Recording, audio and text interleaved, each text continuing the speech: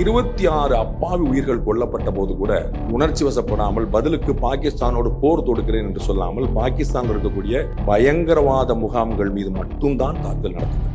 அதுவும் ராத்திரி 1 மணிக்கு தாக்குதல் நடத்தப்பட்டது. அந்த பயங்கரவாதிக்கு 4 பேர் டீ குடிக்க காபி குடிக்கன்னு போயிட்டு வந்து அங்க 2 அப்பாவி போயிடக்கூடாது அப்படிங்கிறதுல முழுக்க அதுவும் அந்த பில்டிங்லயும் ப்ரிசைஸா எந்த ரூம்ல யார் இருக்காங்கன்னு தெரிஞ்சு அடிக்கப்பட்டது. அதுல 2 முக்கியமான விஷயம் இதுல செய்தியா இருக்குது. ஒண்ணு, இங்க உட்கார்ந்துட்டு நம்மளால எங்க வரைக்கும் அடிக்க முடியுதுங்கிறது ஒண்ணு.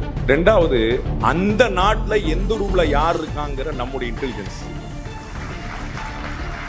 சும்மா வந்து ஒரு ரவுண்டா வந்து அடிச்சு வச்சு இந்த மொத்தமா அடிச்சிடும் அப்படின்னா அதுல ஒரு 4 சிவிலியன் போனா கூட பெரிய சாக்கா கத்தி விட்டுருக்காங்க. கேட்க வேண்டாம். அவங்க பாவம் வந்து பழைய போட்டோ எடுத்து காட்டிட்டு சைனா வந்து பண்ண பிராக்டிஸ் போட்டோ எடுத்து பார்த்தீங்களா எப்படி அடிச்சோம் பாருங்கன்னு ராணுவ தளபதி பிரதமர்கிட்ட கொடுக்குற ராணுவ தளபதி அந்த ஊர்ல எப்படி இருக்காங்க, இந்த பிரதமர் எப்படி இருக்காங்கன்னு பாத்துக்கங்க. அது பழைய போட்டோ ஊத்தி கேட்டு கொடுத்துருங்க. அந்த மாதிரி அப்ப நம்ம எவ்வளவு ப்ரிசைஸா அடிச்சிருக்கோம் பாருங்க. ரன்வேல அடிச்சிருக்கோம்.